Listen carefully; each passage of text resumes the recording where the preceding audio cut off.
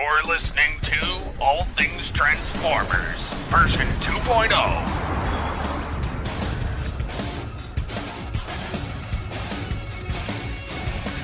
Transformers!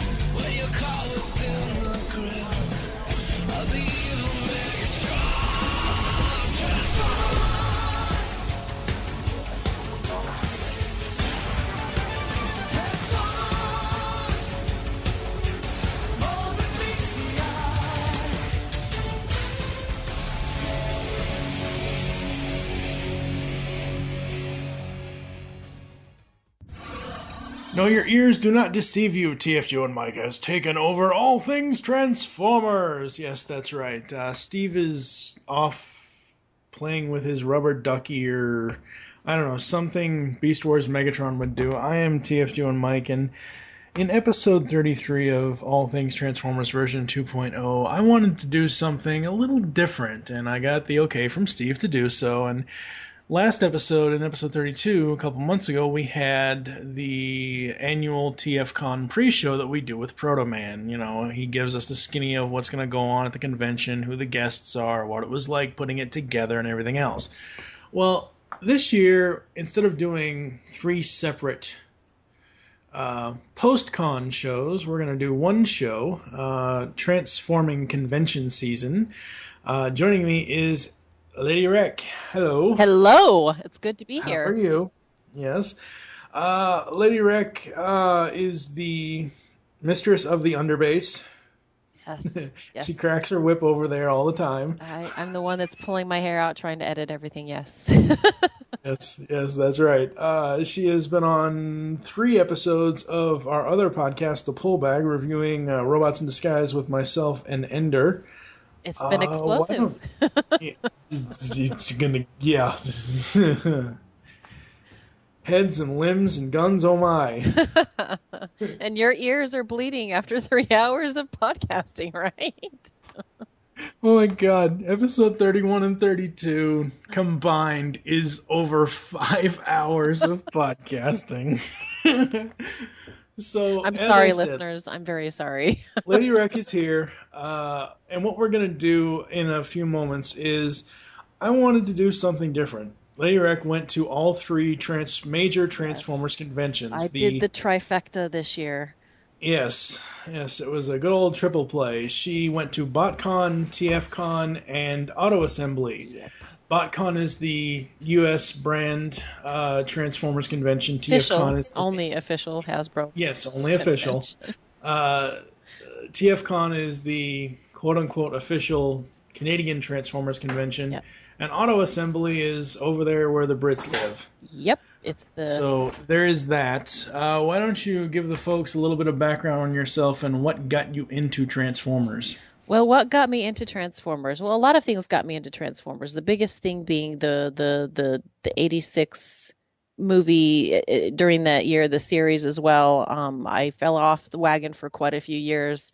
Got back on after the movies came, the US big screen movies came out, and I had 2 little boys at home, and I wanted to get back into some of the shows that I watched as a kid that I thought that they would enjoy, and I kind of got in for them, but also for myself, and then I got sucked into it completely, and now I'm podcasting and running a Transformers comic review of all the current stuff that's coming out now, and the fandom's been great. I've been sucked into that as well, so I'm here to stay, and I'm yours. I'm sure those are words James Roberts wants to hear from you. Oh, absolutely. He's the #1 fan. Boom. Yeah. There is there's a list out there of people who are trying to be his number one fan. I'm one of them on the list. Yeah. There's a crew of us that were like, oh, no, I am. No, I am. Yeah. We haven't gotten really, really violent yet. Keyword there being yet. Yeah, keyword being yet. I'm Yes. sure eventually one of these days, like, now we'll have an all-out war on Twitter somewhere, and it'll be epic, and it'll be, Yes. it'll radiate through the fandom for years to come. So before we get into your recaps of each of these conventions, what possessed you to want to attend 3? Because these are all, let's not kid ourselves. Us as the hosts and listeners, each of these conventions is it can be very expensive. So how did you getting to go to all 3, how did that come about? Well, I had heard about, people doing the trifecta. I was like, oh, are you going to do the trifecta? Yeah. And so I was like, oh, it's a brand now, right? But I had heard good things, and the thing is I honestly really wanted to see what the difference was between all 3.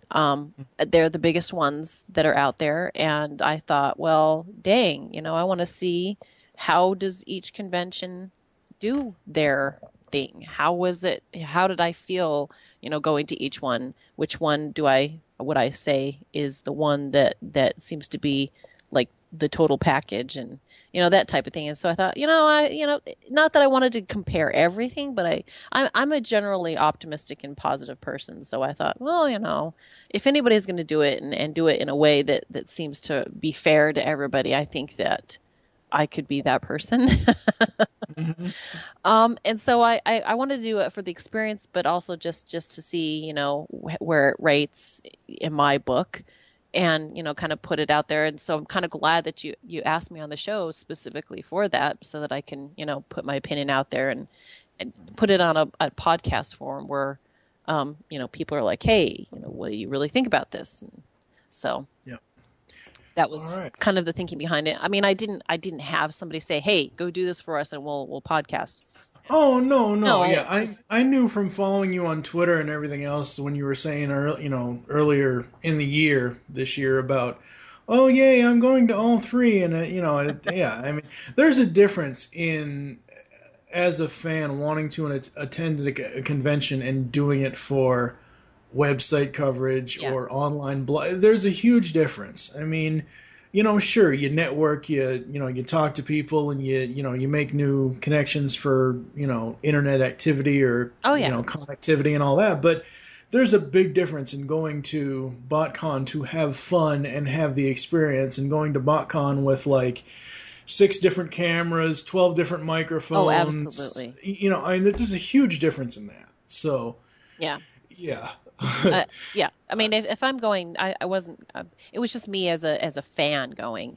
I did spend. Well, and we'll get into that when we talk about each of the conventions. But the point of it being is that I just had my husband makes pretty good money. Not like, I'm not saying that we're rich or anything like that, but we still have a budget. We still have things that we got to plan for and stuff like that. But I happen to be lucky enough to have this year made that trip at a reasonable expense to go to all 3. And I wanted to also, in addition to all that, meet people that I hadn't met, that I'd like only met on social media or have been following me on a podcast or on not TFW, on RFC or even the Underbase. And I had, so it was one of those things where I went as a fan to meet fans, to see the difference between the 3, and just to have an overall good time. So. Awesome. Yeah. And we'll be back with BotCon coverage after this. Woo! Hey, everybody, this is Dan Gilbazan, voice of G1 Bumblebee, and you're listening to All Things Transformers. All right, so in this first part of episode 33, Miss Lady Wreck is going to talk about BotCon, the official Transformers Collectors Convention. Yep. BotCon 2013 was held in San Diego, California. June 24th, 27th, I believe? Something like that, yeah. Something like that. It was early in the season. Yeah, pretty much. Guests include, off the top of my head, 27th General through the 30th. Sorry. Mooreshower. Yeah. Huh? It was the Yeah, 27th through General. the 30th, yeah, Yeah. of June. Oh, okay. Yeah. Guests, off the top of my head, without looking at BotCon's website, included General Mooreshower from the movies, included the kid from the old commercials, the entire cast of Rescue Bots, Yes. and a bunch of other people. So, Yeah, but all those right, were the so main people, yeah. yeah. Walk us through from planning to actually being there. How did you go? Like, what was your thought process in? Did you say that you wanted to do everything right? Not everything right away, but did you say you wanted to have the full-on convention experience of doing every single thing they had available to you, or? No, I basically went on, like, when they finally announced when and where it was going to be. I happen to live in Arizona, so luckily for me, this year being in California, I thought, okay, I'll drive. And at first, I was actually going to go in with a couple of friends and actually go into like a suite, which in the past I've been to a couple other. This is like, I think, my third BotCon, and in the past, like, I've known, like, I had friends that had done this thing where they rented a hotel and they had like a couple of people in it and they had like 2 or 3 different rooms, and Right. so I've been kind of cautious about that because I am a girl and there's a lot of guys that go to this. But one of my friends, um, everybody will know him. It's John Bailey, John 3.0. He and his wife were going to go, and so they reserved a room, or actually a suite, and they had a couple of rooms, and it ended up not working out, but I was going to actually stay with them and just, like, pay a share of it so that it wouldn't, like, it wasn't going to be free or anything. I was going to pitch in and all that. So we're splitting it up and all that. It turned out that it didn't work out, but luckily this is the first year where I was able to actually get into the hotel. So when he said that he wasn't sure if he was going to be able to go, I went ahead and reserved a room, and that's what I ended up doing. And he and his wife ended up not being able to go to BotCon, so I was kind of sad, and they were kind of sad, and everybody was sad, but it all worked out. I got in, which is the first time in the 3 years that I've been that I was actually able to get into the hotel, because in the past, because they announce it so late, and because they don't really give a lot of notice, they tease it on their Twitter, and everybody's waiting for weeks on end to get into the show. This was the first year where I did not have a problem getting a hotel room at the hotel. So I was pretty happy with that, because sometimes it's kind of hard to get in with the hotel there. And I've kind of run into some frustration in the past. Now, I don't know if that's just because they put it up and, like, it sells out so quickly. I don't know why it does. And I've heard some theories on what it is, and I'm not going to hypothesize what it is. It's a frustration. It is something that will keep, I think, some fans from going, because it is hard to get into the hotel, especially if you're coming from a distance. Now, I've done, three different conventions, and I'd say by far, coming from a long distance, being able to actually stay at the hotel where the convention is actually being held is a real big draw. And that's definitely not working in BotCon's favor, the fact that it sells out like that. So, I mean, it was really, really glad that they had it on such a huge location this year, and that was really, really good for them. I did drive. I wasn't planning on flying, because I thought, hey, yes, it's a 6-hour drive for me, which, that's nothing. I just pop in an audiobook and I'm on my way. I can make that in in an evening. Husband comes home from work, say, hey, love you, say goodbye to the kids, and I'm off on my way. I can be there before it gets too late and too, ridiculous. So that's what I did this year, and that was never a question. I was going to drive from the get-go. I did try to put my connections out there a little bit and ask anybody that was local here in Phoenix that wanted to go, if they wanted to carpool, and it no one really did go. So I think a few people might have carpooled, but they didn't carpool with me, which is fine. There is a huge IDW 2005 forum group here. We are very active. There are quite a few, and I know even more of them now because I went to BotCon this year and I met up with a whole other group of people that I hadn't connected with here. So I'm really amazed at how big of a following there is here in Phoenix. So hopefully maybe one year they might consider coming to Phoenix, bring the BotCon crew here. That would be great. I'd love that. But if they're in California, I'm planning on probably continuing to drive there. Now, if it goes distance-wise somewhere else, I'm not sure if I will, but at least for this year, I think after this last year, I think I've gotten the full BotCon experience. Now, planning, I wasn't planning on doing like crazy business and going to every little thing that they have. I definitely had some things that I definitely wanted to go to. I wanted to go to all the IDW panels because I kind of follow that for my own podcast. Yeah. And I love all the IDW guys. They're just great, and I love hanging out with them. I love, just hearing what they have to say. I love talking with them about comics, and so and not even just comics, but just as people, they're so approachable. It's great. Let's see what else. Yeah, I knew that this year was going to be very Rescue Bots centric because all of the cast was there as guests. I looked to see what artists were going to be in Artist Alley. They had a lot of artists this year in Artist Alley.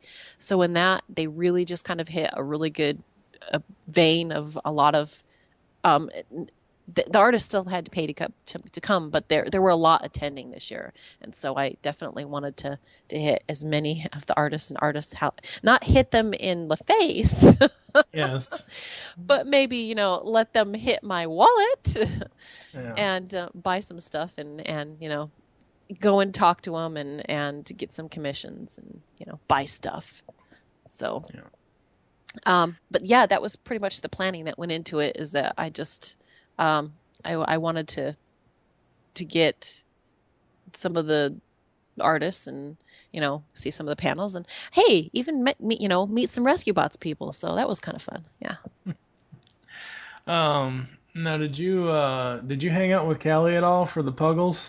I did actually. I didn't go and knock on her door and stalk her or anything.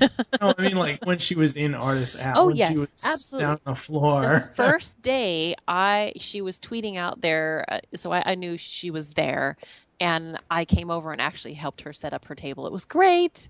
And I bought a Puggle, of course. I didn't get there the first day, though, because I could help her set up, but then I had to leave because I wasn't officially there with her.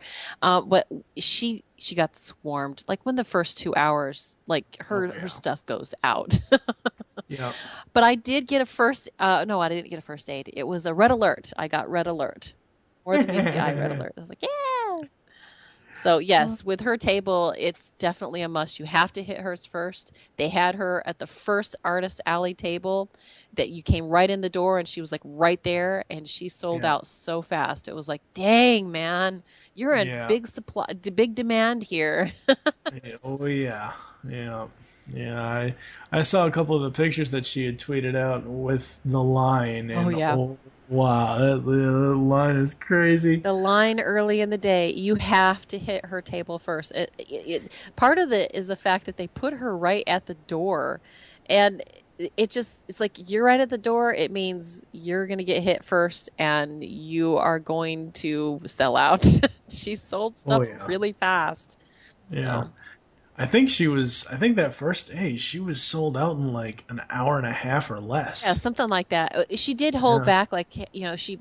Oh yeah, no. She held back for she brought out 60 the first day, 60 the second day. She brought them out in little waves. They came increments. Out in waves. Yeah. But yeah, that's crazy. The other thing that I believe you were thinking about this, or at least wanting to do, but you didn't get to do. And I wish somebody I knew got to do it so I could see video of it or whatever else. Was that tour of IDW. Oh my God. I would have just, Oh, I if I had the did do money, I that would have just, actually. I didn't do the big tour like with the yeah. group. That was very costly. Yeah, no, that's what I It mean. You was didn't do insane. it. I said, I wish I knew of someone who did do it so I could see I video did because, get a chance to go after the fact.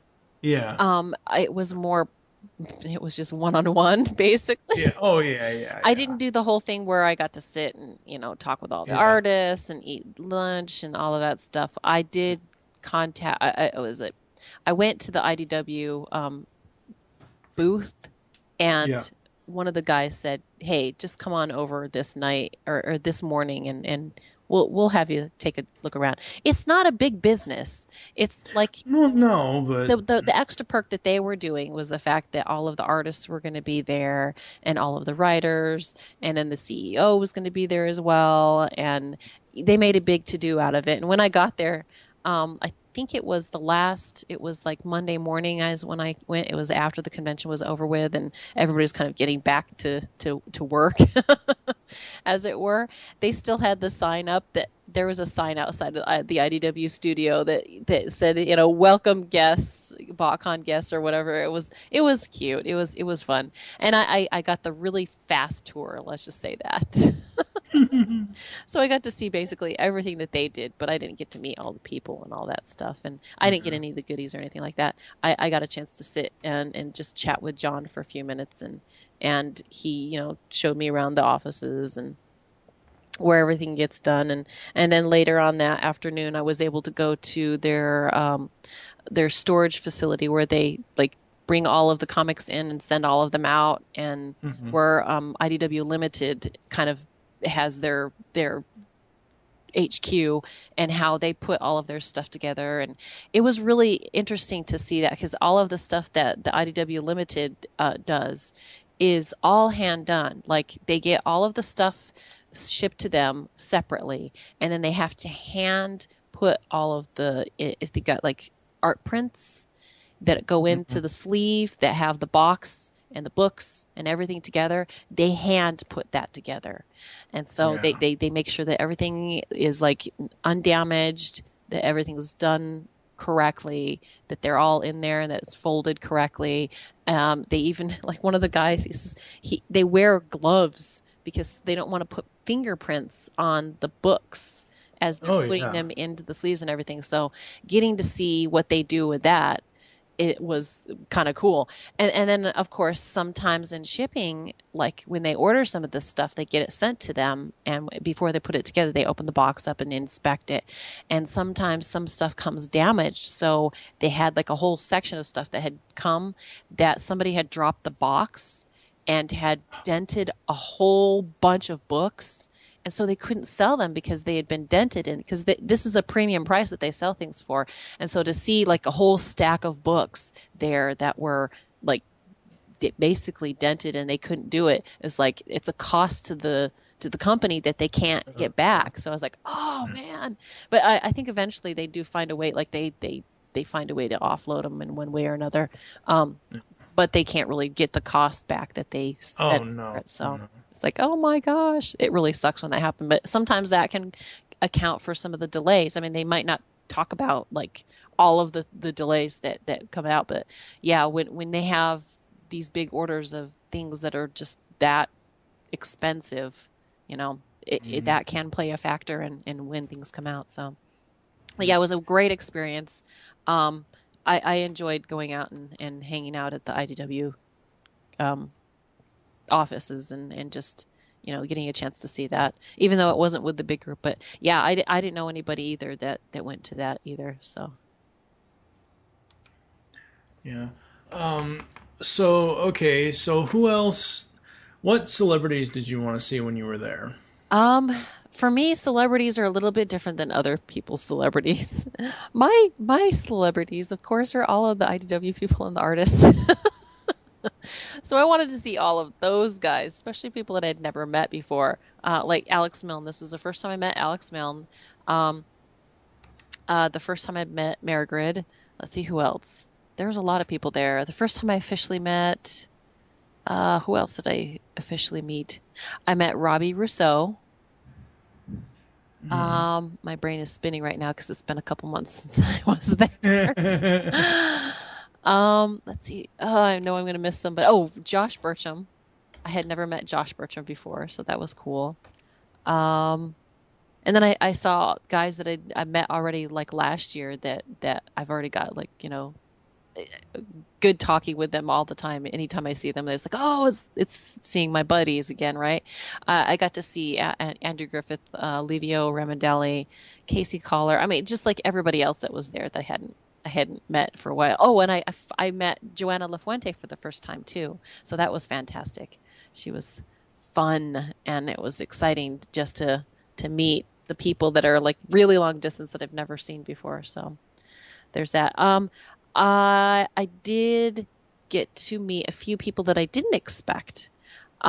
With I went to the panels for the Rescue Bots characters and all that, and they were fantastic to see the energy that just bounces between the character, like the people that play the characters, basically.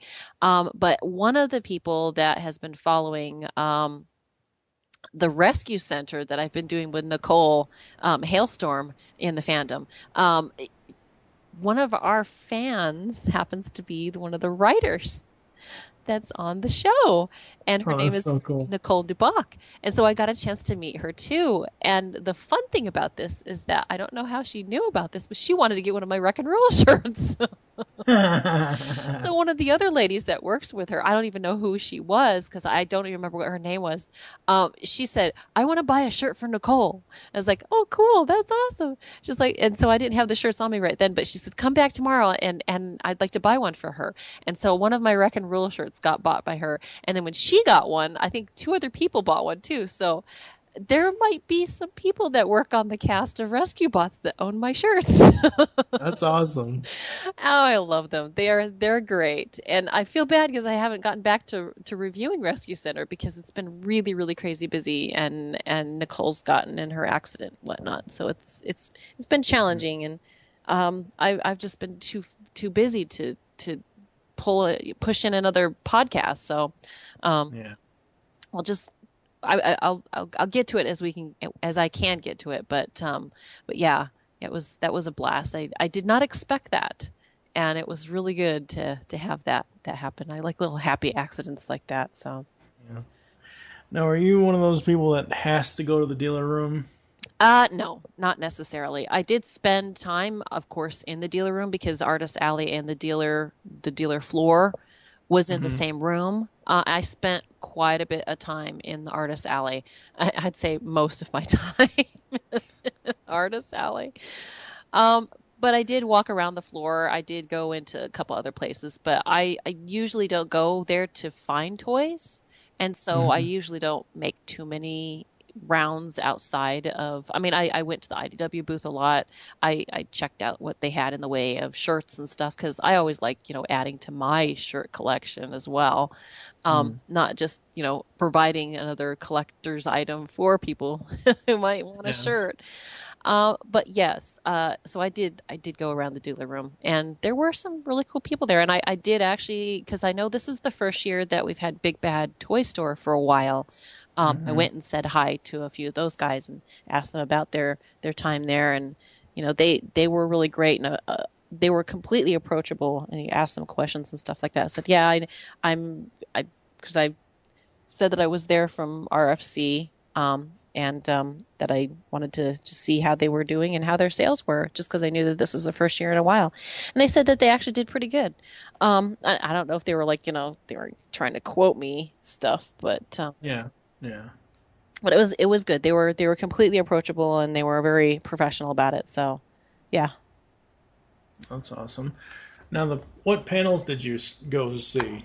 Were there any panels that were scheduled that conflicted with something else that you wanted to see? Was there any other hard choices you had to make? Not really, because they didn't have multiple panels on at the same time. They only had one panel room that had stuff.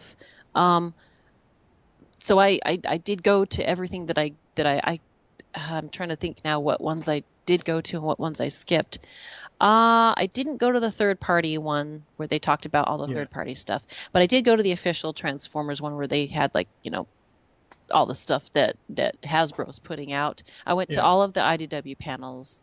I went. How many were there? There were two, actually. There was one that was on the publishing side, and then one that was actually just for IDW comics. And they talked about like Dark Cybertron, and they teased things and stuff like that. Both were great. They, two different things that, Hasbro Publishing, they covered all of the extra little tidbits of stuff that's coming out, like the transformable book. I know I'm saying this wrong because it's not necessarily that's not what they called it. They called it something else. I can't remember what it's called. They also talked about the Covenant of Primus, the book that's coming, the Retribution, Transformers Retribution, which is the third in the series of Exodus series, Exiles. They talked about all of the publishing side of things that they were doing, that IDW may have had a hand or may not have had a hand in, but it's all the stuff besides the comics. And then of course the comics, they talked about More Than Meets the Eye, Robots in Disguise. They teased Dark Cybertron. They talked about Monstrosity. They talked about Regeneration. So it's just kind of across the board. And then they also spent a little bit of time talking with some of the artists that were there as well. Now, before the BotCon actually kicked off, I was approached by Levio, and he asked if I'd be interested in maybe doing just a creator panel, and asked me if I'd like to host that, to moderate it. And I said, sure, you bet. So I came with the plan, because he said he was going to contact the people that ran BotCon and see if there was space for it. And it turned out that it didn't work out. But I planned like a whole panel discussion. I planned on like introducing and talking, the creators and just about them. I had that all planned, but so they didn't do it. But which was fine. I mean, I'm not like, I'm really hurt that they didn't do it. It's like, nah, it happens like that. Sometimes you just kind of come prepared and see where it goes. And that's what I did. I had a whole thing prepared for it, and it didn't work out. So I was all right with that. That would have been my first time ever hosting a panel. So I probably would have freaked out anyhow, but it would have all turned out, of course. But, I was prepared either way. But John actually, because they were having, I think, a few little technical difficulties just before the IDW panel took off. So for like about 15, 20 minutes, he kind of held it together with something similar to probably what I would have done for a whole hour. Because he's an expert like that, because he does this. He has to deal with PR all the time. So yeah, I'm sure that it was no problem whatsoever, kind of throwing it out there, getting it together, and hey, while we're waiting, let's talk to some of the creators. So that was fun. But yeah, that was awesome. I got to as many panels as I could. I tweeted about as many stuff as I could. Yeah, it was fun. It was good. Awesome. What was the BotCon nightlife like? It was sorely lacking, to be honest. Really? It wasn't like no certain creators drunk on mechanical bulls or anything like that. Oh no, that was stuff that happened, with the Transformers Prime had kicked off, and yeah, Margaret tweeted about that. That was fantastic. I loved it. No, the thing is, with my nightlife was actually a blast, but a BotCon as a convention providing a whole lot of nightlife, it was okay.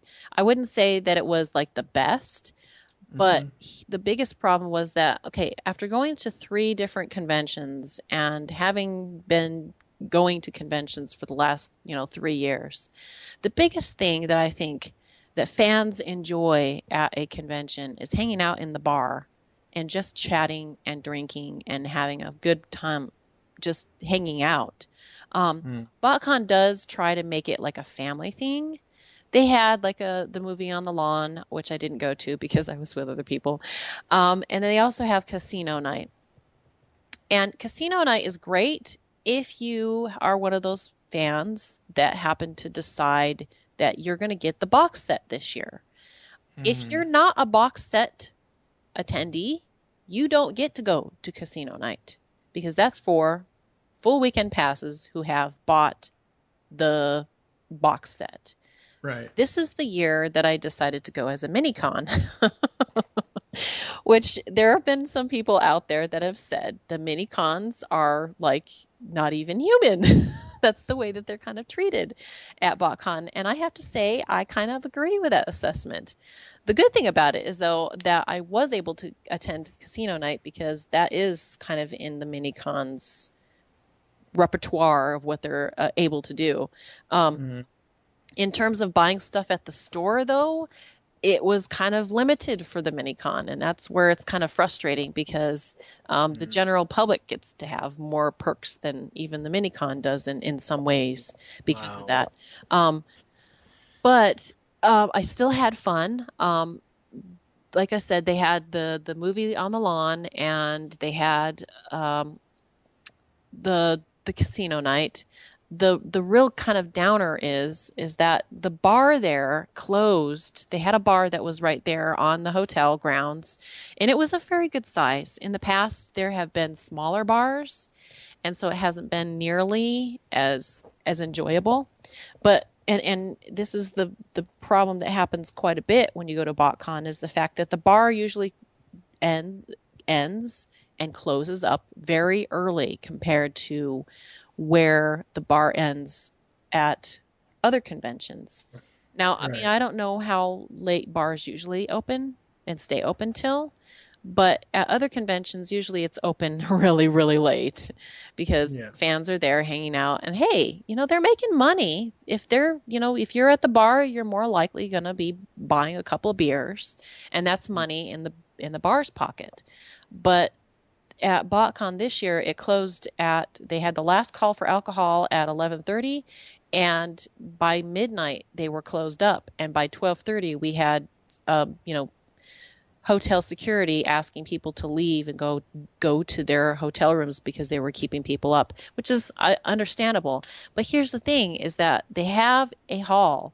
We could have gone into the bar, but because it closed, we didn't have that. And the one thing that I've kind of noticed, and this is the biggest thing that I think really is the tipping point for BotCon, is the fact that at other conventions, adult fans, really spend their whole year, working toward hanging out with their friends.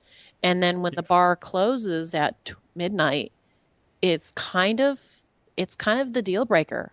I think a lot of the criticism, I think if that's just the one thing that I could say that BotCon would change, I think they would notice after a couple of conventions of allowing that and making it available for adult fans, that the criticism might die down a little bit, that people would be all right with it more than they have in the past, because getting a chance after waiting a year to go to a convention where all your friends are going to be at, where you're going to buy toys, where you're going to get to hang out and listen to panels of voice actors or what other people that BotCon arranges to have for panelists. I think after a year of planning for that, and then not being able to hang out on the campus where their convention is happening and being able to hang out with their friends, I mean, it's just that added touch, I think, that BotCon is lacking. Because, I mean, if I was coming from a distance, when I went to TFCon and Auto Assembly this year, I didn't rent a car. I flew as close to the convention as I possibly could. I came to the hotel. I stayed pretty much at the hotel the whole time. Having a bar right there is kind of the best thing ever, because it's right there. I don't have to pay for a taxi to go somewhere else. And in that, you're incredibly limited. Friends, not all friends are going to be able to fit into one car and go to a bar. Having fans from different forums all meet up at the same bar is kind of helpful if you are on every single forum. And you Yes. want to hang Yes. out with your different groups of people that you haven't seen for a year or have been talking to for a year. So it's just one of those little things. And I think if there was anything that I could suggest to BotCon that would change, that would make a big change really quick, I think that would be the tipping point right there. Personally, I was hanging out with friends that were artists that happened to work for IDW. And so I was hanging out with IDW people. I was going and hanging out at, like, I went to dinner with Andrew Griffith and Levio, a few other people, like, John Barber might have been there. Might have been there. You don't remember? No, he was there. He was there. I'm just teasing a little bit. No, I got a chance to go out to dinner a couple of times where there were IDW people there. I also got a chance to go karaoke with Chris Mowry and Andrew Griffith, and that was a blast. I mean, I really had a blast because I got a chance to hang out with some of the people that I've talked with over the last year or have been following their comics or, whatever. That was the best. And it had nothing to do with BotCon, unfortunately. BotCon was just the meeting place. It was the vehicle for us getting together. But, that wasn't BotCon's doing for that. So I did have a blast in the evenings, but it wasn't because of BotCon. Yeah. When I finished some of that stuff up, then I'd go, when I get back to the hotel location, then of course I went to the bar. And at that point, I got a good hour in before everybody had to call it a night because it was the end of the bar, basically. So it sounds like BotCon is, a 70-year-old man living in Florida. Okay, it's 4:30. I'm going to bed. It kind of does seem like that. I mean, casino night is fun. It is fun to sit down and play games and hang out with your friends. And of course, like, if you want to do the whole thing and get all dressed up for casino night and stuff like that, you can do that too. And then luckily for me this year, I got a chance to I ran into Wally Burr, and after the casino night, because you win credits or whatever, Right. fake money, and then they have a little auction afterwards, and so you get to auction. Some people will go in and they'll combine all of their stuff to be able to get some toy or whatever, but it's all for charity. You can buy more stuff if you want, and that goes to charity.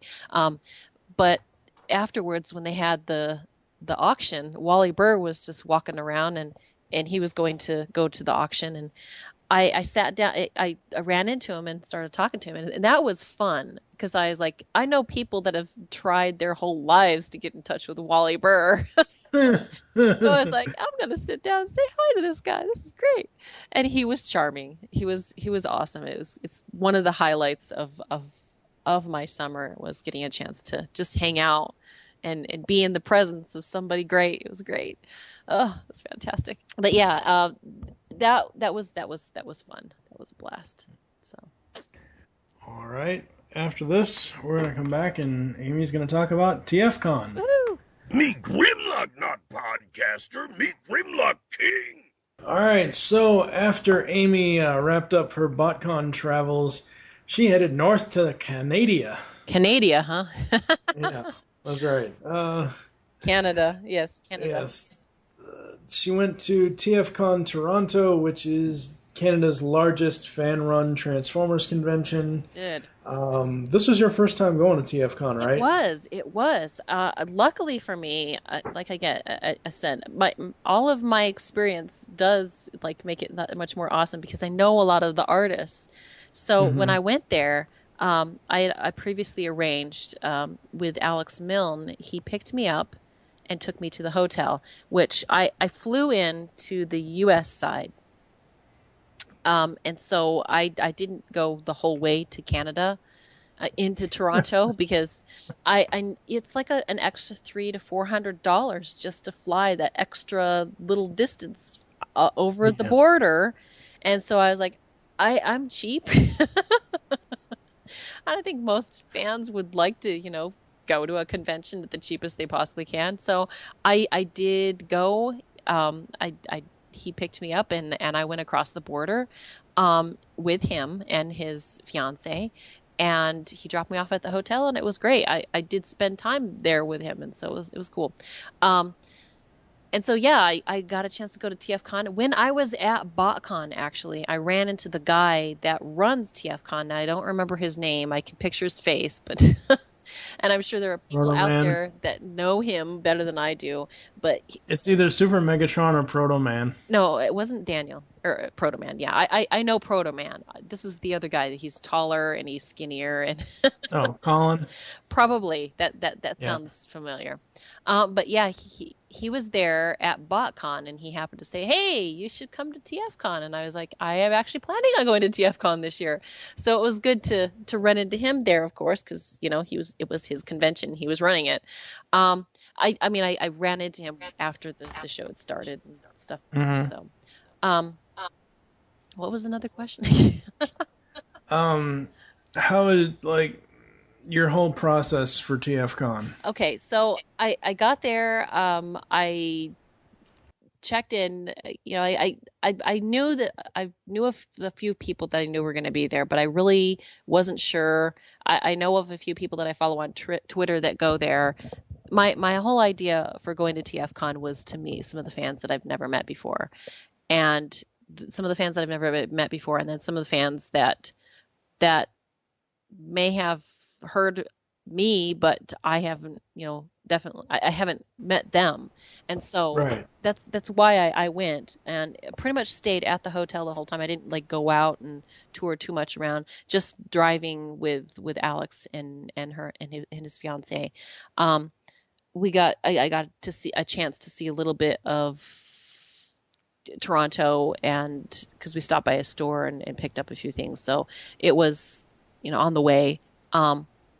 And the hotel was great. It was very accommodating. I really, really liked the hotel that they have TFCon at. The interesting thing that I found when I went from going to BotCon then to a fan run convention is that they've been having the same convention at the same hotels for the last couple years. Mm-hmm. TFCon seems to be having had their convention at the same hotel for quite a few years. The hotel staff are kind of at the point where it seems like they've got this really great working relationship with TFCon, because they were very warm and welcoming, and the bar staff were just incredible. I mean, some people would say that, there were 4 ladies there and a guy behind the bar that were running it. And there were some delays with the food, which was understandable when you've got that many fans at the bar. Yeah. There's going to be some delays and some mix-ups and stuff like that. And there were some of those. But they were so incredibly cheerful. The ladies continued to have lots of energy. They did their best to be very accommodating. And the last day, just before, I think that day I was getting ready to leave, or actually I was the night just before, the main lady that was kind of running the whole weekend convention, I went up to her and, of course, complimented her, because I knew how much work that they had gone into that. And, having that many fans around to have to cater to it's a lot of work. I expected that it would be a lot of work. I could see that it was a lot of work for them. And I wasn't trying to make it worse for them, but I noticed, and they were doing the best that they could do with the situation. And I told her afterwards, I said, hey, thanks. It was great to meet you. And you guys did a great job. I don't know if anybody ever said anything to you or said that, but I thought I'd say it. And she was like, oh, you're so sweet. And then she asked me, are you coming back next year? And it just struck me when she said that, oh my gosh, she does this every year. And she's expecting to do it again next year. And that was a huge kudos points to me at the TFCon, convention, the hotel staff. I thought, wow, now that is really cool that you have it at the same hotel every year. The staff are planning for you to be there again next year, and they're expecting you to come back next year. And I really, really like that little extra to that convention because of that. It was like, wow, now that's cool. That is really, really cool. That really impressed me. And that's maybe not something that anybody that goes to TFCon has ever mentioned, but the hotel, you know, that's a really good working relationship there that they have. If the staff is saying, "Hey, you're going to be back next year," that's great. The hotel was great. It was just awesome. So yeah. Awesome. What panels or what activities were you planning on attending for TFCon? Well, the one thing that I definitely wanted to hit, because Vangelis, who also went to BotCon this year, kind of teased it. He said, "You have to join the faction feud." So I was like, okay, what is this? It's Family Feud, except with a Transformers theme called Faction Feud. And it was hosted by Mr. Vangelis, and it was fantastic. I did not know what I was getting myself into. He said, basically, you just come. If you don't have a group that you want to, go and do the game with, then you can just sign up. And so I went and signed up. I didn't even know the people that were on my team. But we had a blast, and we got second place. Oh, sweet. I didn't know any of the toy questions because they were really heavy with the toy questions, and it flew over my head. I guessed on a few things, and I got it right, thankfully. But it was really good. I had a blast doing it, and I highly recommend anybody that goes to TFCon, go and join the Faction Feud. Even if you don't have a team, it's okay. Because there are other people there that go that don't have teams either, and you can meet new people that way. The guy that was our captain, he's following me on Facebook, and I followed him back, and I've been in touch with him a couple times since then. It was really cool to do that. So the cosplayers there were fantastic. Actually, I have to say the cosplayers at every convention this year were great, because there was a really awesome Cyclonus at BotCon this year that was just like, whoa, that's more than meets the eye, Cyclonus. And I actually met the girl that did that costume afterwards, because I didn't realize it was her. Just this last, I think, August, I went to go see, what was it? Pacific Rim. And she was there with one of the other TFCon ladies that I met at TFCon, that now I'm like, oh, there's a big following from the Phoenix area. But we met up afterwards. I went in August. I think it was in August, or maybe it was July. It was after the convention, and whenever Pacific Rim came out, the opening weekend of that, and I met her, and I was like, oh, so you're the girl that did the Cyclonus cosplay. And she's like, yes, I did that. I was like, oh, that's so cool. I took pictures of you, and I had no idea. But yeah, the TFCon group, they had cosplayers that were pretty amazing. They had a lady there, a girl that was Rodimus from More Than Meets the Eye, and she made Rodimus stars. And so I got a Rodimus star from Rodimus. Yay! And if you're reading the comics, you'll know what that is. But if you're not, you'll be like, I don't get it. Oh, it's fun. Good times. In Auto Assembly, they had some really good cosplayers too. So this was my first year actually at Auto Assembly where I did cosplaying. I didn't really go in and see the actual panel where they had like all of the cosplayers get up. It was just me walking past and seeing who the cosplayers were at TFCon this year. But they were all the ones that I did see. I was pretty impressed with them. And then like with TFCon, what they do is the half, like they have the 2-day convention, right? Saturday is the Transformers convention, and then Sunday they open it up for all kind of Transformers and all toys and all comic books, and from like so it turns into basically a geek convention. Like, you would get at any regular Comic-Con. And so that's what we did on that day. So on that day, all of the Stormtroopers came out, and they had a really good Darth Vader. It was like Transformers are being invaded by the Stormtroopers. It was great. I had a blast. That was fun to see those guys just kind of tromping around going, whoa, wow, okay, so suddenly, this is we're not in Kansas anymore. It was great. there were a few of the artists there that also did the trifecta this year. I think Livio, Ramondelli, Alex Milne, and I want to say there was and I think Andrew Griffith. All three of those artists did the trifecta this year as well. Oh, I take that back. Livio didn't because he wasn't at Auto Assembly this year. Okay, my bad. Livio wasn't there, but he was there last year. Oh my goodness.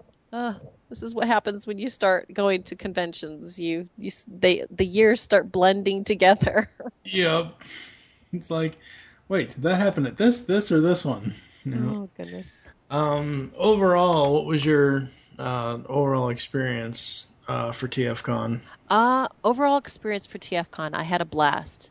I've had a few people ask me, so which would you go for out of the fan conventions, TFCon or Auto Assembly? And sadly, I would say Auto Assembly still, but only because I know more people there than at TFCon, and I've gone there for the last 3 years. This was my first TFCon convention, and I remember, of course, my first Auto Assembly, which was a blast too.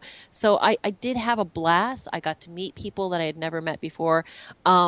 They did their first karaoke night this year, which was a blast. Oh my gosh. It was like they did the first year of Auto Assembly having the first year that I went to Auto Assembly, they also had karaoke, and they've had it ever since too. But I guess for this year, it was a total win because everybody was like into it, and it went like full speed ahead for like 2-3 solid hours before it started filtering out and people started, losing interest. It was really great. They did a great job with it. Everybody was having a blast. I tried the poutine and I had fun with that. I loved it. I had it every night after that because I liked it. And I can't wait to go back to have more. Let's see what else. Let's see. They did the two voice actors that they had there. They had Jack Angel and Dick Gauthier. Yeah, Dick Gauthier. Yeah. Yeah, Ultra Magnus and Rodimus. And I had fun, and they also had, let's see who else they had. They had Venus, who played Black Arachnia. Let's see who else. I know I'm missing somebody. There was another person. I don't remember who. I did get signatures from all of them. Some of them weren't necessary signatures for myself. I got Jack Angel. I got Dick Gauthier. I didn't get Venus. Because that was not that I didn't like her. Cause I think she was great. She still sounded like they did a panel. At BotCon they do the same thing where they have the script reading. They have it at fan conventions as well. It might be written by different people, but they do pull in the voice actors for that. And she was great. She was right on par. Like all of them were. They were all great. The best thing about Jack and Dick were the fact that when I went down and got signatures from, I got pictures with them. And Jack is such a sweetheart. He had to give me a hug, and that was so great. I loved him. He's so wonderful. The thing is that like the scary thing, I guess, you think about it, these guys are like the guys that voiced the characters from way back when, and so seeing them getting more and more aged every year is kind of like, it's like seeing, people that you really love, getting older, and you're like, you get a little worried for them because you're like, oh my gosh, they're not going to be with us forever. And, because they're like, you get to a point where you're like, you recognize them and you know who they are, and you're like, you hope the best for them. But seeing them, Jack was still just as spry as ever. And I did see him a couple times, like once in the bar. So I was like, oh, that's great. I didn't see Dick though, because they did wheel him in a wheelchair. So I'm sure at the evening hours are probably like, nah, I'm getting too old for this. The other one was Marilyn Lightstone, who was the voice of Crasher and Pathfinder. I never really saw those shows. I didn't. Yeah. I mean, I remember seeing it a little bit, but they didn't connect with me like Transformers did. So. But yeah, so I didn't get anything from her, but she did great when they had the panel or the script reading. It sounded what I remember hearing of her, so her voice is carried over very well. So, but yeah, TFCon as an experience was really great. I highly recommend Definitely going to a fan convention. People are so much more approachable. Though that's one thing I really, really liked about going. The difference between, if you wanted to compare between a fan run convention and the Hasbro official one, is the fact that you will probably get a chance to hang out in the bar and see a voice actor hanging out there. They're approachable. They try to, at BotCon, they keep this big wide girth between you and the voice actors. But it seems like at fan run conventions, they want you to have an opportunity to be able to go up and say hi to these guys and shake their hand and ask them how they're doing and actually just be around them as human beings rather than just, oh, you're a celebrity and we need to only get your signature and get you out of line as soon as possible because there's like 5 billion other people in line too. Yeah. The lines were not nearly as huge as they were at BotCon. Not that they were really big this year either, because it seemed like it was a smaller BotCon this year. And maybe Rescue Bots is not that much of a draw for people. I don't know. For me, it was. I was like, hey, Rescue Bots is fun. I've been reviewing it. It's great.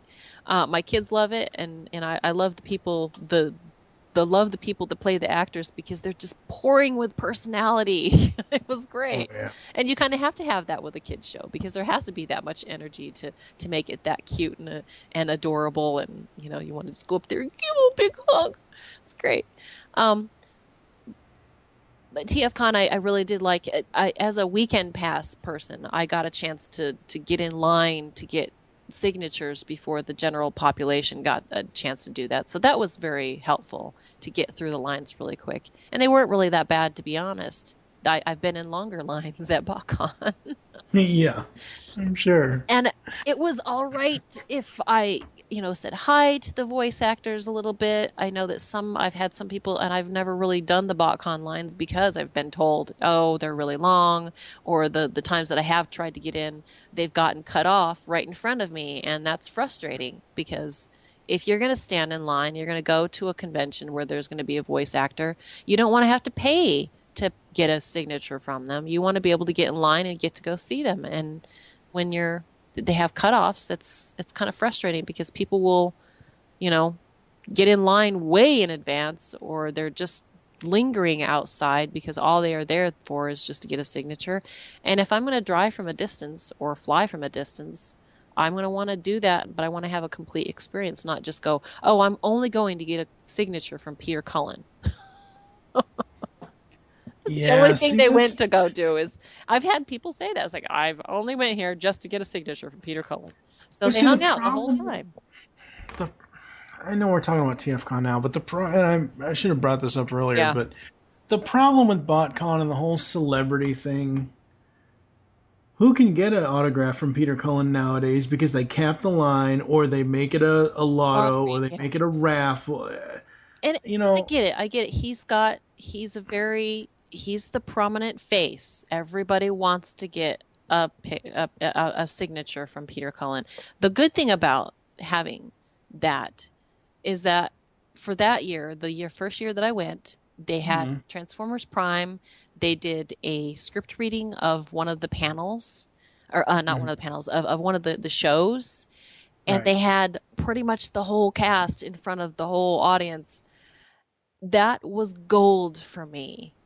Yeah. That was gold. It was so much fun to actually see them in action. And to be in the same room with Peter Cullen was just like, instant, ambrosia right there. Yeah. And because I've never met the guy. I'm probably just that fangirl that would sit in the back just going, oh my gosh, oh my gosh, oh my gosh, right? And that pretty much was me. But I was sitting like second row. I was like within, jumping distance of being in his presence. It was great. But just to see that was a good moment. That was really cool, and I'm really glad that BotCon was able to do that. And you could only be able to do that in California because they won't be able to do that, in halfway across the country because they're not gonna, as much as Hasbro is really awesome because they make the toys and they still have a business to run, and they're not made of money, and they can't just fly all of these guys, cast members and all, anywhere in the world just for a convention. Yeah. If they're going to do it, it's going to be in California. And that is the biggest perk. That is the biggest draw for BotCon for me, is knowing that when they have it in California, it's very likely that we could have a surprise of a whole cast being up in front of an audience doing a reading of one of the animated shows, if that happens to be out that year. Now, Transformers Prime is over with, so I don't expect it to happen again next year.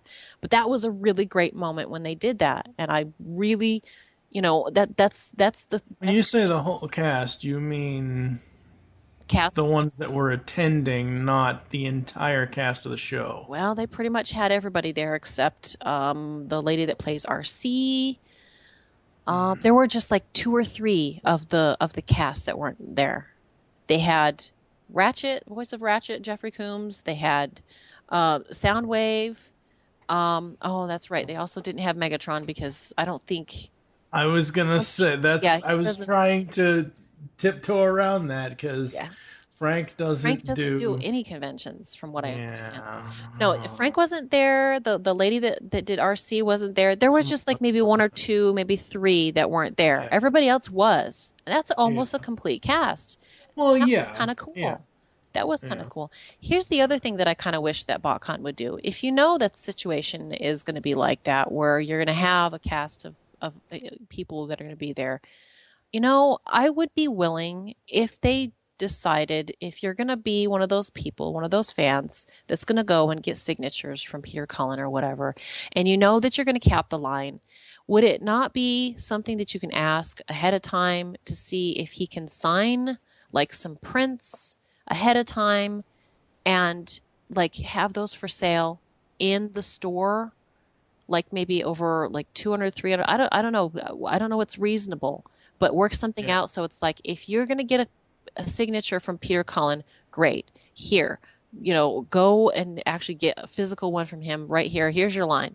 If you're not going to get into the line because that it's way too long or we've got it capped off or whatever, would it not be something that you could actually sell?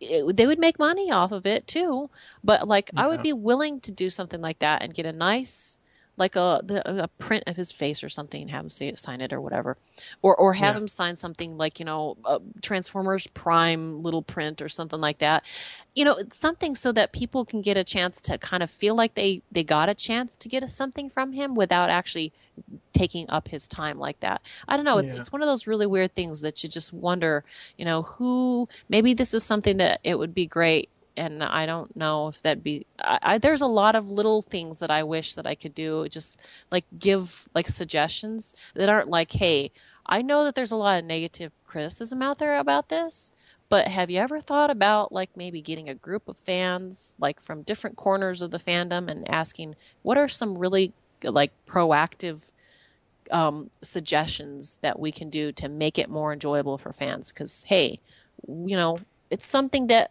if they really cared about it, that they could actually foster a little bit more enthusiasm and positivity for their convention if they kind of thought outside the box a little bit. I have quite a few suggestions that I would throw at them if I would feel like they would listen. Because I'm not one of those. I'm not a typical fan. I've had even the staff of BotCon point this out almost every year that I've gone, and I've because I've botched it up in a sense where I've gotten there a little bit late for the casino night, and usually they have dinner, and so I'll go run in there and get dinner. By then my friends have already like congregated somewhere else, and they've already eaten. So I've gone in, I've grabbed a bite to eat real quick. The fan staff, or not the fan staff, the BotCon staff are usually still there eating. And for the last 3 years, I've actually sat down near or at their table and just hung out, not really talked a lot, but listened in. Yeah. And some people would say, well, it's like you're spying. No, I just generally just kind of sitting down trying to get to know them.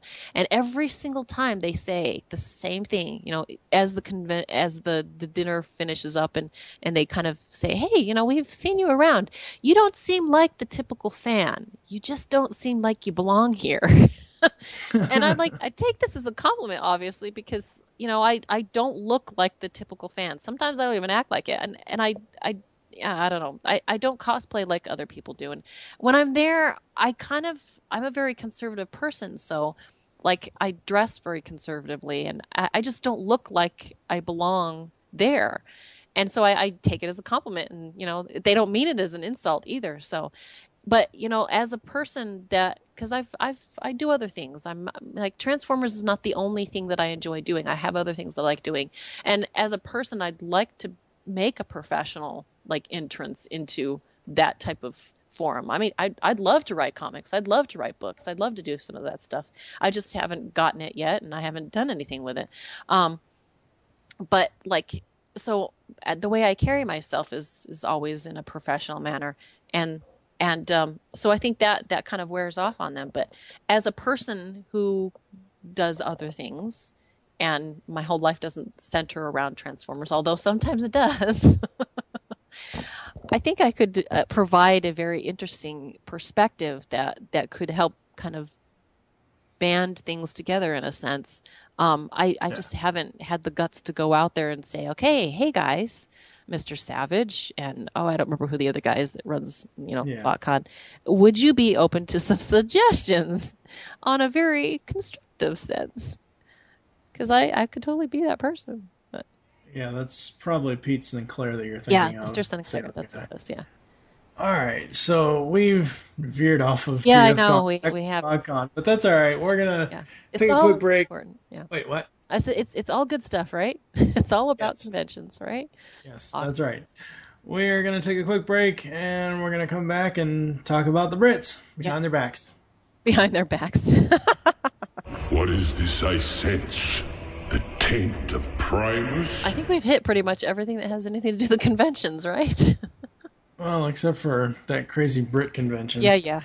We'll get there. Speaking of which, Auto Assembly. Yes, Auto Assembly.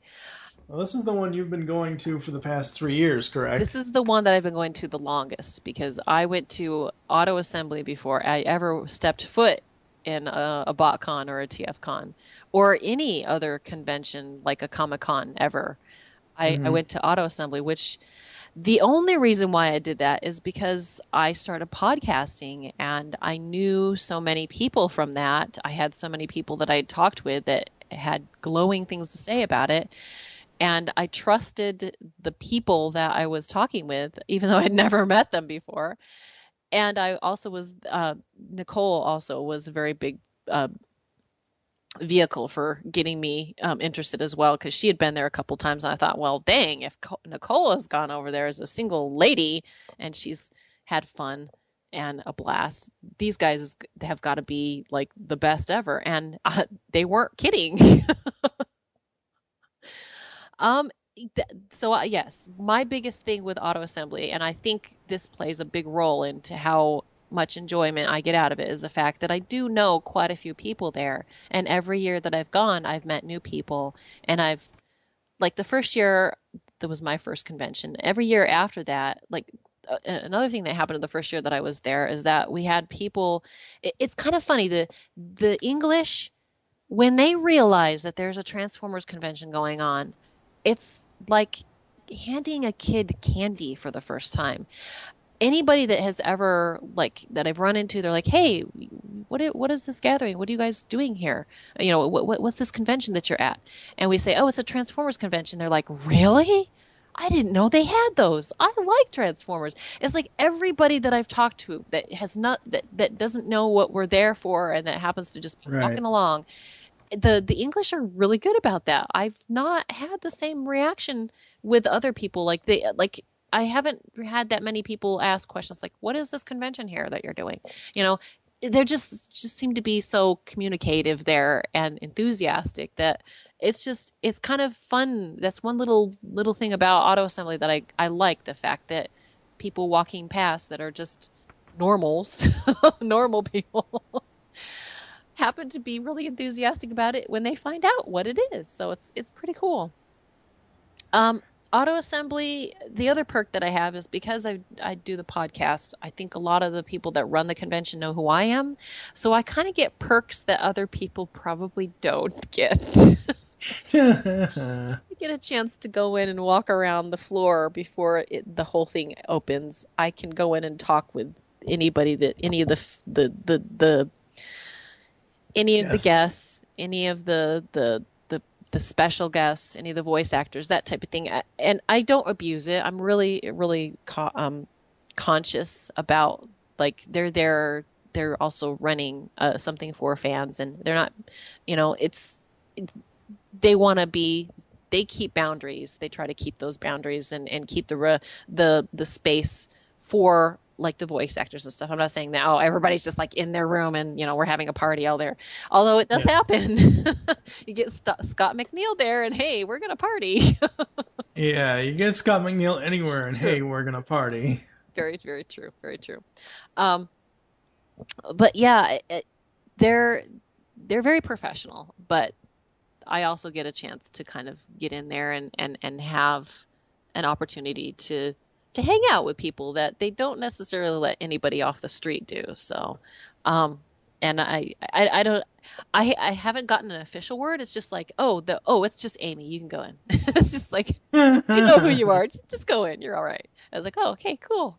So, and I don't abuse it. So I'm very, very thankful that they allow that and they tolerate my being, can I go in? It's really kind of fun. So, the good thing this year that they haven't done they've done a few things in years past. But the biggest thing about Auto Assembly is that it's a fan-run convention, and going there as a fan, hanging out with fans who are running the convention, who are also, it's a fan-run convention. It's fun. It's great fun, and everybody gets to geek out and be who they are. And one of the things that I think they really kind of have there as well is that the guests, like the voice actors, they also, it's like they're one of the fans as well. They're talking about their passion about working on it. And like, there's this really, really cool energy there. There's a chemistry between, like, Dave Wallace for the last 2 years, or is it 3? I don't remember, has been the MC that kind of announces everything.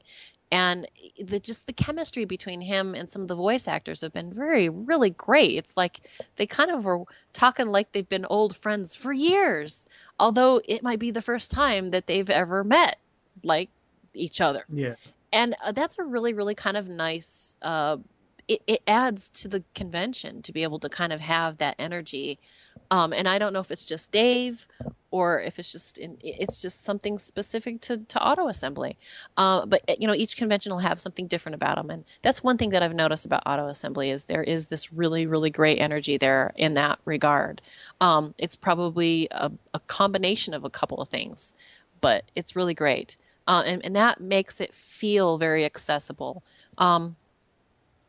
Everybody gets a chance there. We're all in the same room, all of the voice actors, the dealer room, and the artist alley is also all in the same room, and it's a huge room. And I think the reason why they're able to do that is because it hasn't gotten too huge, although they are getting there where it's getting, like, way, way big. And they might, I don't know if it'll be like that forever, but that's the way that they've kind of handled it. I think this last year they said they had over 800, over 800, maybe 833. It's their biggest by far that they've had in years before. I don't know if they advertise in the general area. I don't think I've heard anybody say that they do, but a lot of the people that actually are on the staff that are on the inner council, in a sense, or what, I can't remember what they call it. I'm not saying it right now, but they are locals or people that have been going to convention for a while. And so it's run by fans, and the guy that actually runs the show has kind of, like, delegated certain things to the staff and there are certain staff members that are like, part of the group that, controls the whole thing. I'm just there as a fan. I don't have any clout other than the fact that I can give suggestions when they ask, but that's about it. And that's all I've really done in the past. I've had a few people say, "Hey, who would you recommend for a comic person?" I'm like, "Well, this and this and this are coming up, so maybe you might want to get on getting these people soon." But that's about it. I don't really, I don't say you have to get this person because this person is the best and blah. It's like it just, I give suggestions, but it's up to them to do whatever they want. But yeah, and it's just they.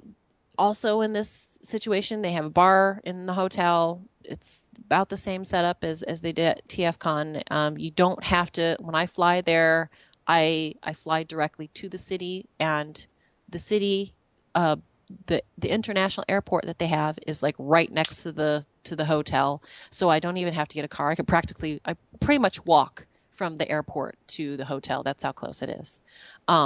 Sweet. And it's just really great. And, let's see what else. The hotel is great. I wouldn't say that this is the third year I think that they've been at this hotel. The first year they had it someplace. Actually, I take that back. This is the second. Last year was the first. They're still kind of building that relationship with the hotel, and there were a few hiccups this last. Uh-oh. I lost you. Checking it out. Damn. They're I lost you for a second. Oh, okay. Damn. There were a few hiccups with the hotel this year, and it's not a perfect science. Like they're building that type of relationship there. I think it might take a couple years to actually, build something like that. But for the most part, I didn't really have any problems with the staff. They were mostly polite and really great, and all that English, hospitality. I didn't feel neglected in any way. I heard a few mumblings of other things, but it really didn't bother me the way that it bothered other people. Let's see what else. Cool. I'm more likely to see people at the bar that are like voice actors or guests than I have in other places. They just tend to kind of ask that of the guests that, hey, if you come, feel free to go and mingle at the bar. There are lots of fans. I have seen it abused a little bit in the past with some people, and I've not because of the convention, but like specific fans that I've learned who their faces are. I know who they are, and sometimes they can push it a little bit too close to the edge. They hog a few of the voice actors a little too much. Yeah. Which can happen. I mean, that is understandable. There are some situations where it gets a little too off, but with auto assembly, they do have like a specific staff member that's usually assigned to each of the voice actors. So if they kind of see that there's a problem, they can intervene and have an intervention. That does, I think they have had to use that in the past. And the specific voice actor that it happened to was really cool about it, and so it was handled fairly well. But it does happen, and that's always, I think, a danger whenever you have like a celebrity and fans get together. Some just don't know boundaries, and that happens. But let's see. I'm trying to think about if there was anything else. This last year, one of the things that we did that was different is that we played Cards Against Humanity. Now, any geek out there that's ever played this game will know exactly what it is. I've never played it before, so this was my first year doing that, and I had a blast. We did it in the bar after the convention was over with, so it's definitely not a convention-sationed activity. It was just a fun. One of the guys that I knew brought it with him, and we just hung out and played it, and it was good fun. But in the past that they've had like different things. Like the first year I went there, they had like a Connect 4 kind of game show off, SmackDown that happened. Right. And every year they've tried to kind of make it work, and so every year it might be a little bit different. I've already heard mumblings of people saying that they might be doing a Jenga one next year, seeing how there was kind of a Jenga-esque panel in one of the recent books of More Than Meets the Eye. So maybe that'll be a sticking point. We'll see what happens. But, fans, we kind of goof off and we get, we can cause a little bit of trouble sometimes. I'm sure. Like little angels or little devils sometimes. So the auto assembly at the hotel seems to handle it fairly well. They're very patient with us. That's pretty much it. I highly recommend the Big English Breakfast if you go to auto assembly, because you can't go to England and not have one of their infamous English breakfasts. It's really good there. I love their food. All right. Trying to think if there's anything else. I feel like I'm not really selling it. Were there any panels? Did you go to any of the panels over at Auto Assembly? Oh yeah, they have panels. They do have some smaller ones. Kind of, they have like an artist. In the past they've asked like some of the artists, like usually one or two, to kind of do like an artist panel or a little what I'm trying to say, like a workshop. And they don't do that in the main hall. They actually do that in one of the smaller rooms outside, because not everybody goes to those. Although there are quite a few people that are huge fans. All of the artists that came this year, from what I was told, did really well, in the sense of because there were so many fans that have loved their work for so long. To have them over this year was a great sell for them. They were able to get quite a few people, like commissions and whatnot, that were just because there were just so many people that wanted to get stuff from the artists. So having artists there is kind of a big draw. There seems to be a lot of love for the comics in the UK area. They did do a game. It was guests versus fans, which is or creators versus fans. But they get some of the fans that are like fans that have been fans for quite a long while. I was actually asked this year to be on that. And I went up against Alex Milne, which I lost, as I should have, because he's awesome. We went Movieverse head to head. Oh yeah, he totally killed me. Oh wow. Actually, we did pretty good for a while, and then they started. We exhausted all their movie questions, and then they came out with the other questions, and Alex just blew me out of the water. I was like, oh, you don't go up against a bear. You really don't. Oh, it was a blast. But this year, let's see, Chris McFeely is usually on it every year because he's awesome. And seeing Chris McFeely up against James Roberts is always a fun thing to kind of watch. It's great. But let's see who else was on it. They had all the artists that were there. They had Andrew Griffith, Alex Milne, Nick Roach, and James Roberts. James Roberts was also at TFCon this year. I didn't put that in there, but I want to put that in there right now because I got a chance to hang out with him a little bit at TFCon. But yeah, they did, and they've done it every year for the last 3 or 4 years, I think. Having the fans against the creators, and it's neck and neck. They do pretty good. They seeing the artist and the James, who's one of the writers, kind of go neck and neck with fans is very reassuring. They really know their stuff. Oh, I'm sure. You kind of have to. But this year they had this little kid. He had to have been about 12, 13 years old. And let's see, I was on the team. Chris was on the team. One of the other guys that I've gotten to know through one of the forums was on the team.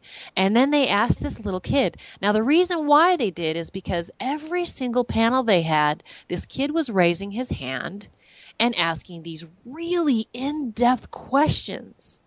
And it really got the attention of all of us who've been at the convention for a couple of years and go like, whoa, who is this kid? What is he asking? And, because the chemistry is really great. And Dave, who's running he introduces everybody and he kind of runs the show in the sense that he's kind of the voice that kind of announces everything and talks to the voice actors and whatnot. he kind of, started talking to this kid a little bit, or before that. So found out that this kid has read everything Transformers Marvel since he was little, and we're like, the kind of the consensus that was going around, some of us that were kind of, like impressed with this kid was like, dude, it's like James Roberts, except like 20 years ago, right? 30 years. Well, when he was a little kid, it's like, it's the new embodiment. This is the next James Roberts right here. So they had this kid on there, and I was just amazed at the amount of knowledge that was in this kid's head. It's like, it's a combination between what you'd expect James Roberts and Chris McFeely to be at that age, Oh, so wow. His name is Jack, and I hope that he comes back next year, because he was an incredible addition to the whole experience of auto assembly this last year. And his parents were there, so it wasn't like he was there by himself. And they were like, encouraging. And we were like, okay, well, we'll keep boundaries, but kid, you're pretty awesome. I shake your hand. So that was really cool. He went head to head with James Roberts. It was great. Wow. Sounds like it's pretty awesome. It was a great experience. And again, like I said, I hope Jack comes back. It'll be really cool if, to see him grow up every year. If he comes back to auto assembly, like going, dude, see him go through puberty, and oh, it'd be great. It'd be like, oh, he's like the convention mascot. If I had any say, I'd say like, oh, please come back every year. Oh, but no, we'll see. It was really cute to see a kid there that was doing that. So yeah, it's awesome. The whole point. I mean, this is a Transformers is a lot of adults enjoy it, but it is, in the end, it's a toy company that is for kids. And, it's just really great when you actually see the embodiment of what that is in a kid that's that age that it's for. So it was really cool to see that. Very awesome. Very awesome.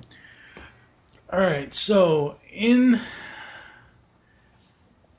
total, I'm just guesstimating.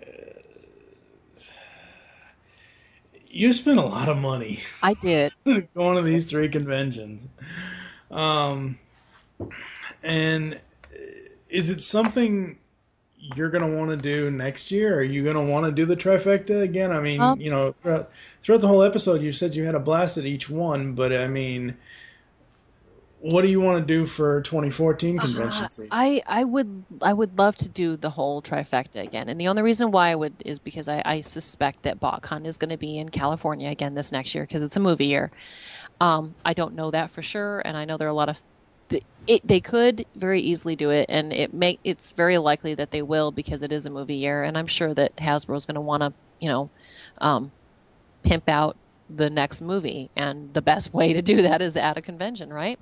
Get fans excited for it, because I'm sure they'll be excited for it, because it'll be close to coming out at that point, and that'll be great. And I want to do that because of that. I would really love to go and do the whole thing all over again next year, but I at this point in time, I can't really say that I can. I would probably be able to predict that a little bit better, like a couple months from now, when we find out where BotCon is going to be specifically. Yeah. And at what time of the year it's going to be. And, there's a few factors that kind of go into that. I would definitely do it again. I don't know if I want to do it like that every year, though. That's the thing, is that the only reason why I got to go to TFCon was because my husband had flight miles because his job that he works for, he goes to California at least maybe once a month, maybe once every 2 months. So he's building up like airplane miles. And I flew specifically into Buffalo. I think it was Buffalo. Either Buffalo or Batavia. I think it was one of those two. In New York, because Southwest was flying to there. And so I basically paid for that whole thing for like $7 because we built up Sky Miles. And so that was good, so I didn't have to pay the flight that went to TFCon. I really didn't, because of that. If I go, now that I've done it once, I'm like, oh, now I see how easy it is to do. I might, in fact, just fly in somewhere where I know one of my friends is and drive up with them.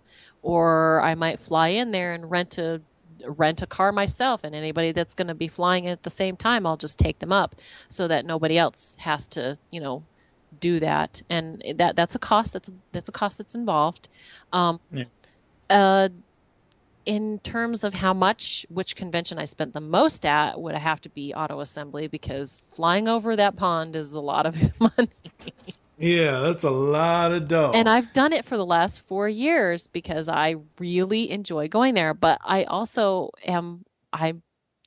people know who I am there. When I go there, the first time I went there, I had a blast. I had somebody make my convention. The guy that got me into podcasting, Dave Wallace, he sat me down in a room with Nick Roach, Derek J. Wyatt, and James Roberts, and I was just like, it made my convention. It was like the first convention I had ever been to, and it sit me down with 3 people that are just amazing in their own respectful, careers. They've just been great, and just to sit in the same room and be like, I could just, sit right next to them. It was just like, wow, I totally had my fan moment. I was like quiet as a mouse, but I was just sitting there going, oh my gosh, I'm in the same room with these people. But ever since then, when I go to Auto Assembly, there's usually somebody else where I try to make their convention the same way.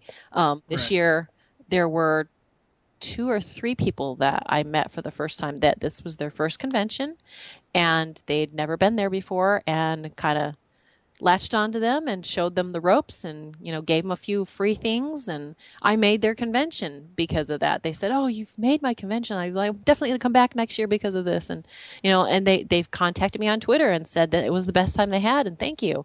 And so I try to do that for other people, but I like Auto Assembly for that. It's something that I don't get anywhere else, that I haven't noticed that I get anywhere else. And it's good because I have the inn there. People all know who I am. I can parade around and act like I know what I'm doing. and so, it's being around those type of fans that make a convention for me. And so because of that, I'll probably go back to Auto Assembly.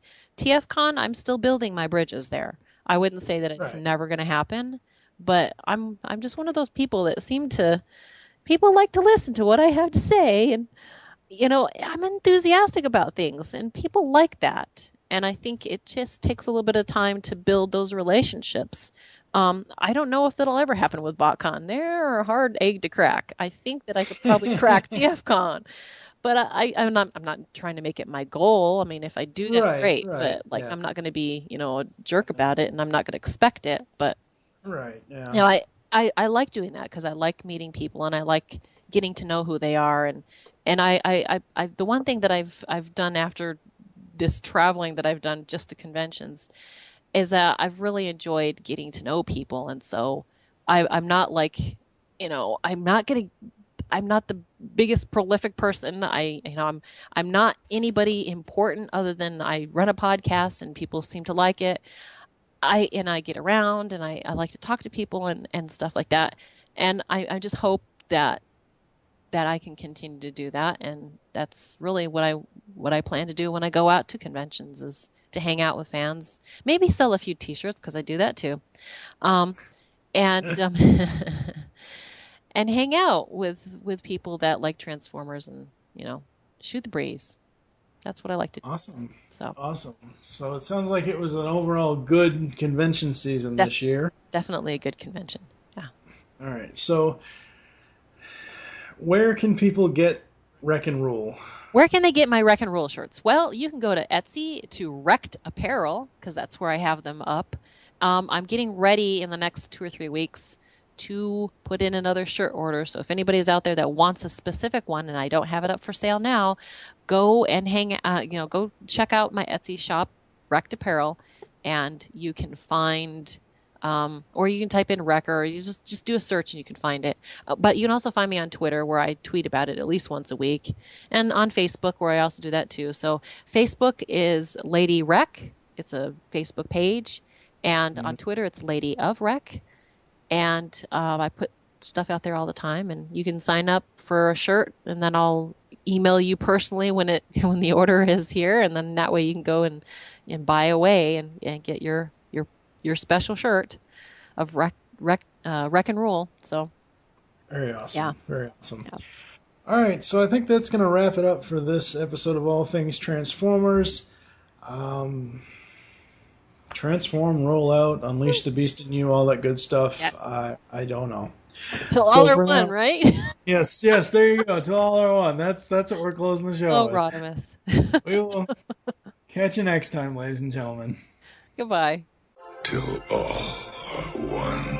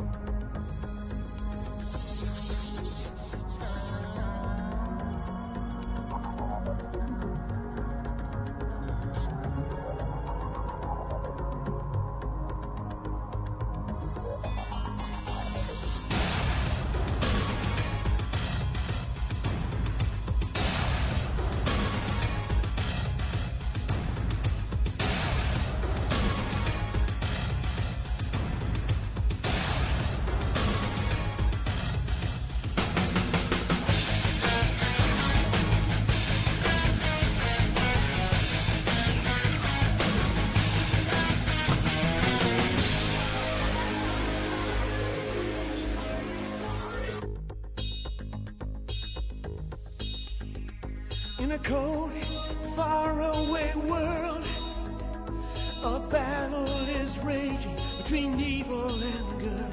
From the stars, they came here to Earth, caught in their struggle through the whole universe. Robotic warriors